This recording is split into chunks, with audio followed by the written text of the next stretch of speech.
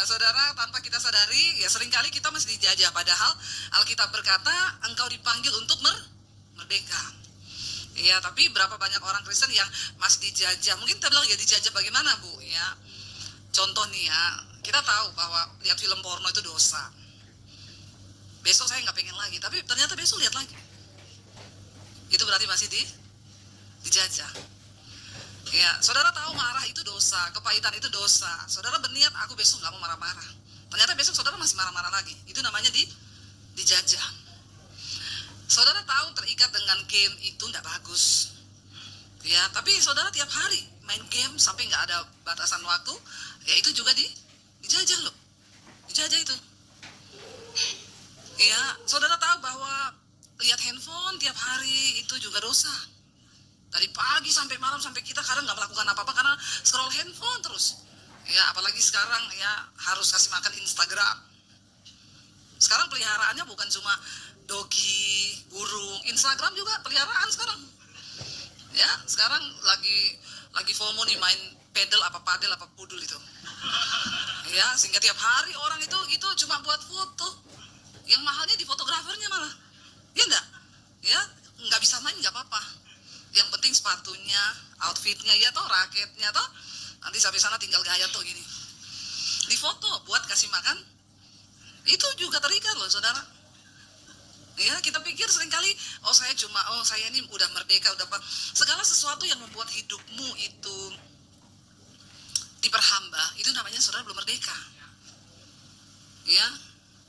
Olahraga tuh bagus. Tapi kalau olahraga 1 hari 10 jam, Anda jadi atlet sekalian aja. Ya, itu juga terikat. Jangan pikir itu baik, enggak bagus, saudara. Ya, segala sesuatu yang melebihi, yang sampai kita nggak bisa kendalikan. Ada yang bilang, loh, Bu, saya ini suka olahraga, Bu, sehari sih olahraga 10 jam. Apakah itu berhala? Iya.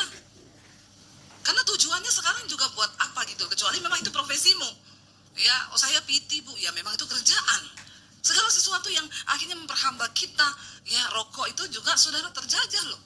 Tahu rokok itu nggak baik, ya tapi terus merokok. Ya Anda terjajah. Saya juga menyadari sebenarnya orang merokok itu sih, dia bilang saya kalau stres merokok hilang. Oh, saya baru menyadari setelah saya belajar, lihat dia ternyata olah napas itu kan baik toh. Nah, orang merokok itu kenapa dia bilang kalau merokok hilang stresnya? Karena kan dia tarik begini, saudara. Jadi yang merokok kalau mau berhenti, ini saran saya, saudara pura-pura aja merokok.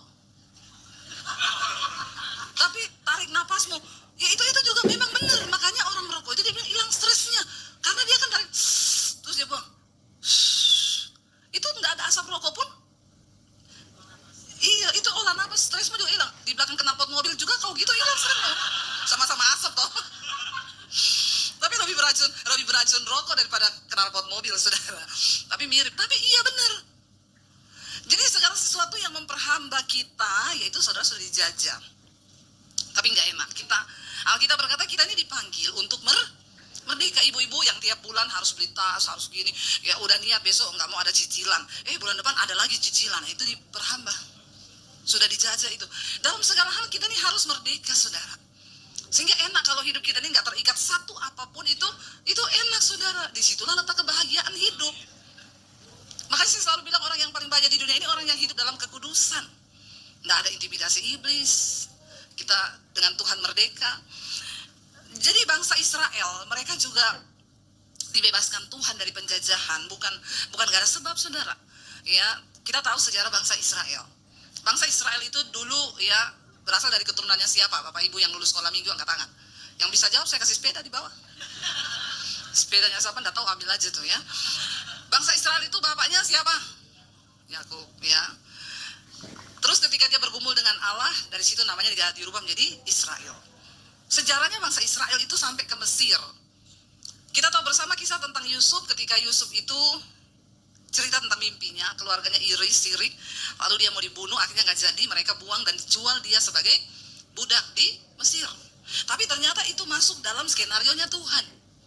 Untuk ke depan nanti bangsa Israel ini akan ada penolongnya, yaitu Yusuf. Lalu ketika akhirnya Yusuf sampai di Mesir, dia dipenjara, ya. Singkat cerita, ketika dipenjara, Yusuf mulai mengartikan mimpi.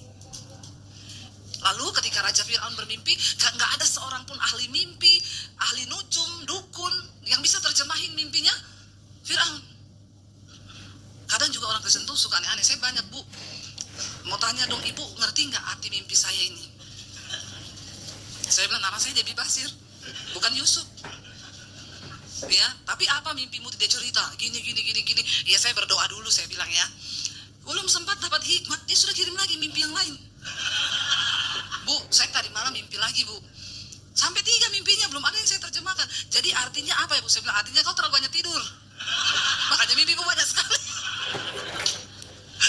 Bingung, orang tiap malam mimpi, saudara. Mimpi itu kan susah ya, saudara mimpi dah.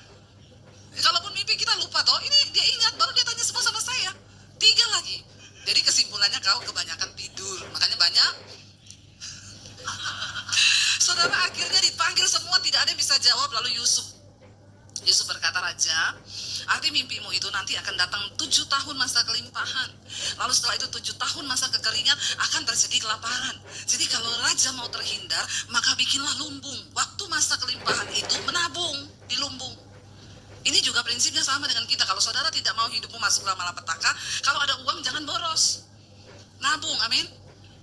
Ya, beli apa kek yang bernilai investasi gitu. Ya, jangan dihabisin semua cuma demi gaya. Ya, pura-pura kaya gitu apalagi ya. Capek loh orang pura-pura itu. Jangan pura-pura, saudara ya. Pura-pura kaya, wah itu enggak usah, mending hidup itu apa adanya aja, jujur. Ya, semua yang pura-pura itu susah. Pura-pura kurus, susah nggak? Susah, saudara ya. Kalau foto susah banget, harus diangkat tinggi.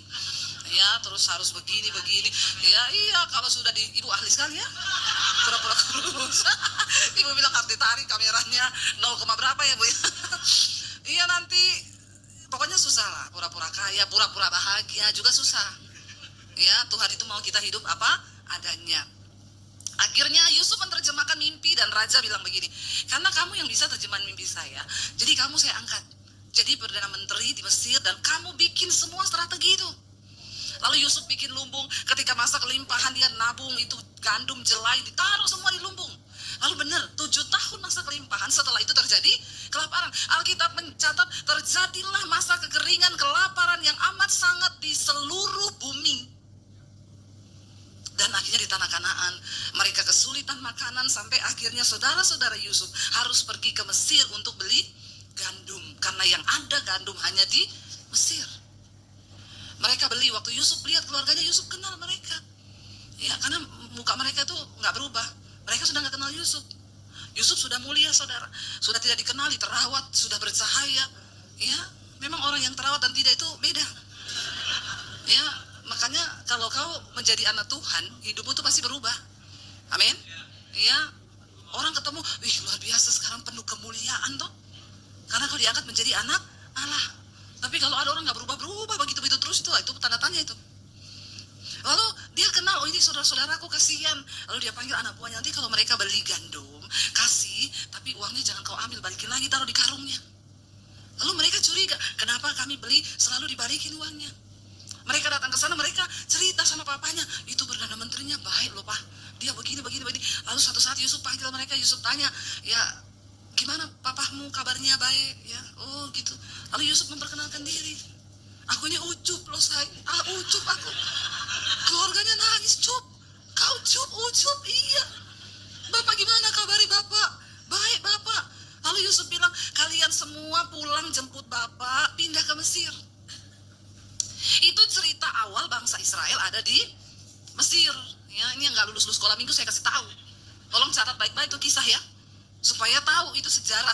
Akhirnya mereka di Mesir, Yusuf menjadi Perdana Menteri, Yusuf beri mereka rumah, mereka hidupnya sejahtera. 12 suku Israel di tanah Mesir, mereka beranak pinak menjadi bangsa yang besar. Ketika mereka besar, diberkati, disegani, mereka pun lupa Tuhan. Memang biasa manusia begitu. Kalau sudah diberkati lupa Tuhan. Tapi yang di sini tidak, amin. Tidak mengaku. Sama wae. Jadi saudara, seringkali Tuhan harus membuat kesusahan terjadi supaya orang ingat Tuhan. Ketika akhirnya mereka menjadi besar, makmur, sejahtera, Alkitab berkata Yusuf mati, Firaun juga mati. Maka naiklah raja baru, Firaun yang baru, menggantikan yang lama. Kalau raja baru naik, maka undang-undang pun berubah. Beda raja, beda undang-undang. Beda presiden beda aturan. Rekening 3 bulan tidak aktif diblokir. Ya, hati-hati, istri juga 3 bulan nggak aktif diblokir loh kau. Suami pun begitu. Kau nggak aktif 3 bulan sebagai suami diblokir kau. Ya, hati-hati saudara, harus aktif. Bagus juga sih supaya aktif. Waktu saya dengar itu, saya bingung saudara. Ada rekening saya 6 bulan nggak aktif karena memang nggak ada saldonya. Ya, yang bingung hari-hari ini tuh yang saldonya pas-pasan. Bu, gimana itu nanti Bu kalau diblokir saldonya? Emang saldomu berapa? 2 juta Bu. Tidak usah kau bingung kalau cuma 2 juta. Tidak ada yang pantau itu, cuma kau yang pantau tiap hari tuh. Berkurang nggak kepotong 500. Heran saudara. Ya memang setiap kali ganti ke pemerintahan, gantilah aturan. Tapi semua yang terjadi seizin Tuhan. Makanya nggak usah bingung, lebih banyak berdoa. Apapun yang terjadi itu seizin Tuhan. Bangsa Israel sudah nyaman, aman. Mereka bangsa pilihan. Diobrak-abrik kenyamanannya. Akhirnya sama raja yang baru, mereka diperintahkan untuk orang Mesir bikin aturan. Yang namanya orang Israel harus dijadikan budak. Kerja paksa di Mesir. Tadinya ada Yusuf, hidup mereka mulia. Ketika Yusuf mati, Firaun yang lama mati, raja baru naik. Makanya jangan selalu merasa aman hidupmu. Karena tidak ada tempat aman di dunia ini, amin. Kecuali dalam hadirat Tuhan. Jangan sandarkan hidupmu pada orang yang berpengaruh, orang yang berpangkat, pada orang yang punya jabatan. Jangan saudara, waktu semua digoncang. Yang tinggal hanya yang tidak tergoncang. Apa yang tidak tergoncang? Firman Tuhan. Amin saudara. Ketika akhirnya mereka digoncang jadi budak kerja paksa, tidak enak. Lalu mereka ingat, oh iya kita ini punya Tuhan.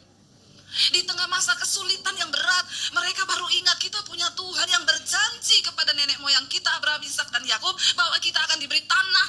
Tanah kita ada, yaitu tanah perjanjian.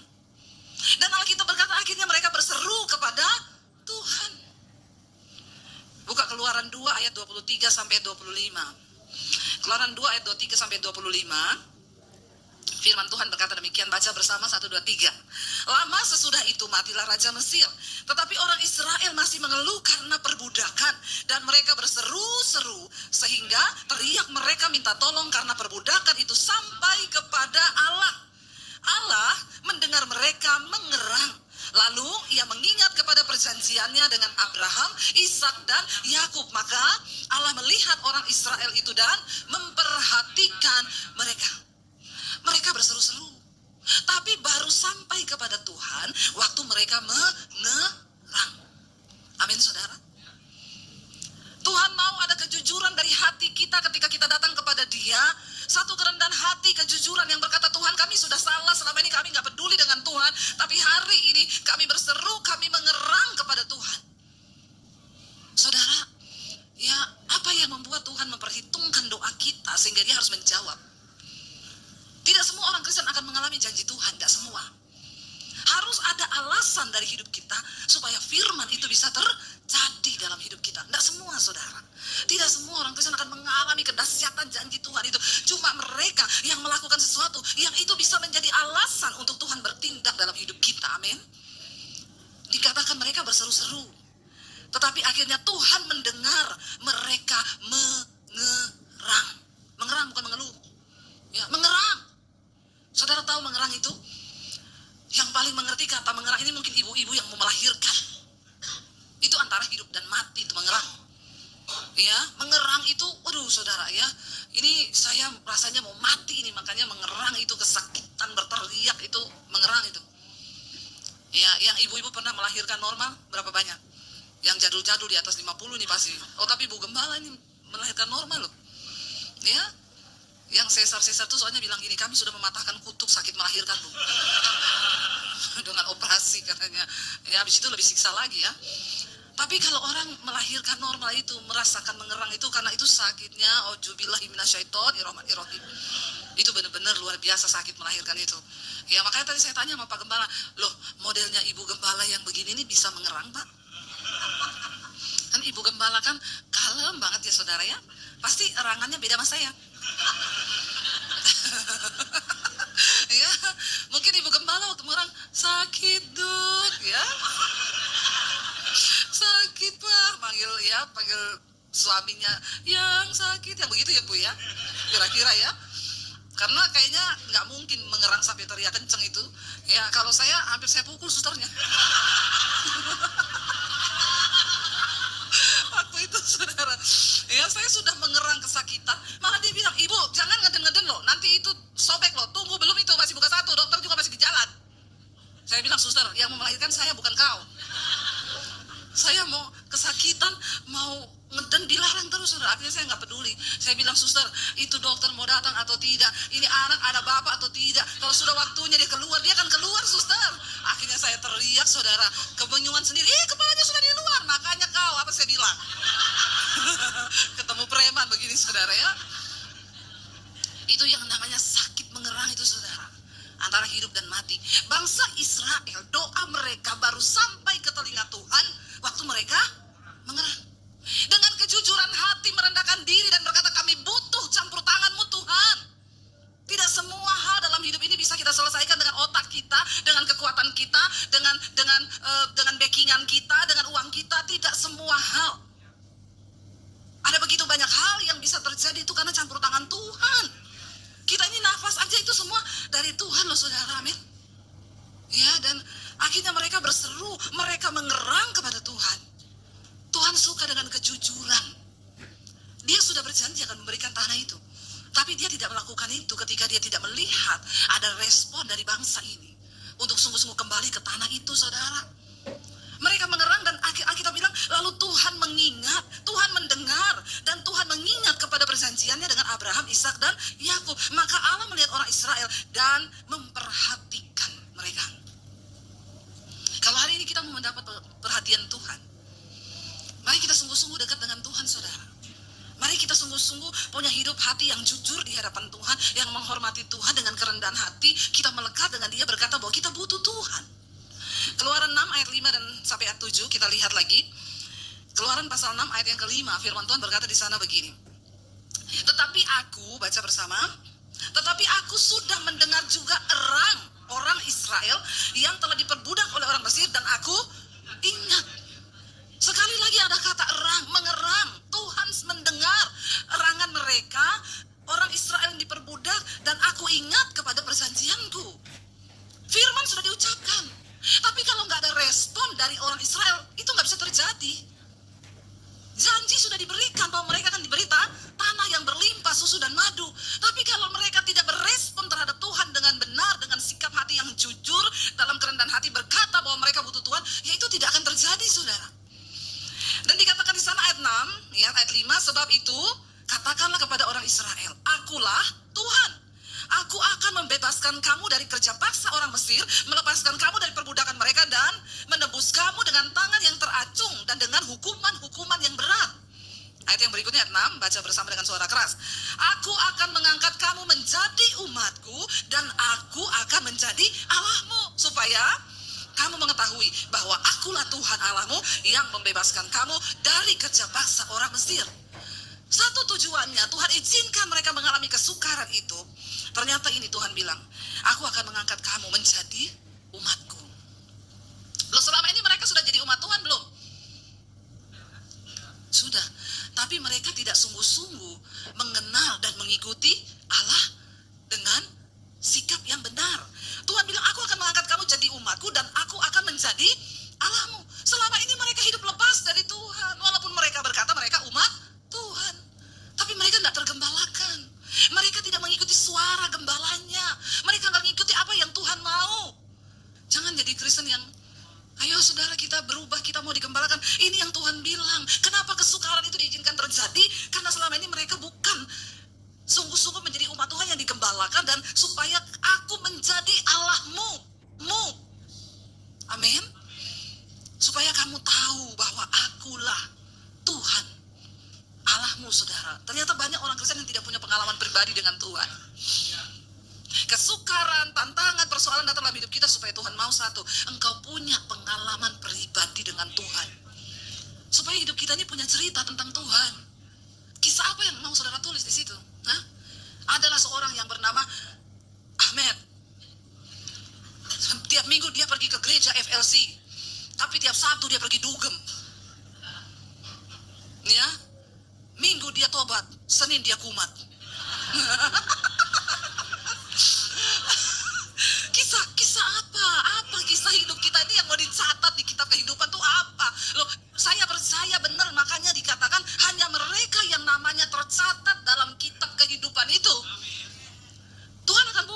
tapi itu dicari loh namamu.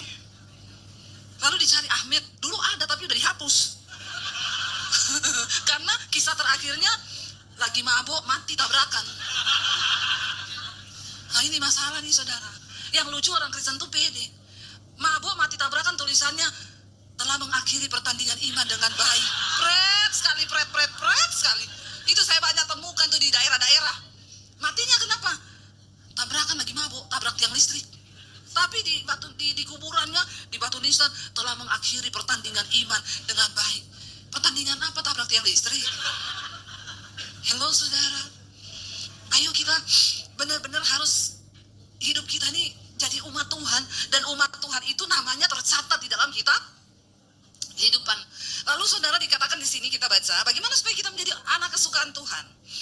Ya, ayat Amsal 28 ayat yang ke-13 ya. Baca bersama 1, 2, 3. Siapa menyembunyikan pelanggarannya tidak akan beruntung, tetapi siapa mengakuinya dan meninggalkannya akan disayangi. Siapa yang mau disayangi Tuhan? Saudara, kalau engkau tidak mengakui pelanggaranmu dengan kejujuran hati di hadapan Tuhan, engkau hidupmu tidak akan beruntung. Di hidup ini Alkitab berkata Tuhan memberikan kita rancangan keberhasilan dan keberuntungan. Supaya engkau berhasil dan beruntung. Kalau cuma berhasil toh, jangan. Contoh, Bu, anaknya kabarnya gimana? Puji Tuhan anak saya berhasil Bu. S1 di Jakarta, S2 di China, S3 di Amerika, S6 di Singapura, S26 kalah Samsung. Semua S dia borong saudara. Yang Samsung kalah. Terus bagaimana sekarang Bu? Nah itu dia Bu Dewi, saya bingung anak saya ini ya. Udah berhasil titelnya saudara, tapi sampai hari ini rumah gak punya, ini gak punya, itu gak punya, hidupnya susah. Nah itu saya langsung, oh berhasil, tapi tidak beruntung. Kalau kita meninggalkan pelanggaran kita mengakui pelanggaran kita, dan kita meninggalkannya, kita beruntung, diberkati. Ingat saudara ya, ini yang selalu saya tekankan. Orang bodoh kalah sama orang pintar. Orang pintar kalah sama orang kaya. Tapi orang kaya kalah sama orang beruntung. Karena orang beruntung, orang yang disertai Tuhan. Loh, ada banyak hal yang bisa terjadi di luar logika kita. Tidak selamanya orang pintar itu akan beruntung saudara. Ya, tapi orang yang beruntung itu karena dia mendapat perkenanan Tuhan. Ya contoh, saya ini beli rumah, dapat separuh harga, beruntung itu. Ada banyak perkara yang Tuhan bisa kerjakan buat kita. Kayak begini loh, kok sudah begitu, kok begini, kok begitu, kok begitu. Itu Tuhan. Kalau kau mencoba dengan hidupmu sendiri, umur kita 70 tahun di dunia ini gak lama. Gak lama saudara, Alkitab bilang 70, kalau sampai. Jangan sombong, banyak yang tidak sampai. Tapi yang sudah 70 berbahaya lah, saya angkat topi buat saudara. Karena umurmu tercatat di Alkitab. Dan tidak semua orang bisa sampai ke umur itu. Ya, selama Tuhan kasih kita hidup, ya kita mau hidup kita berkualitas dong, amin. Berhasil dan beruntung. Karena itu datang dengan jujur di kaki Tuhan. Bilang Tuhan kami butuh Engkau, kami pengen dekat dengan Engkau. Tuhan kami mau dengan kerendahan hati. Mampukan kami untuk melakukan kehendak Tuhan. Bangkit berdiri bersama saudara. Terima kasih.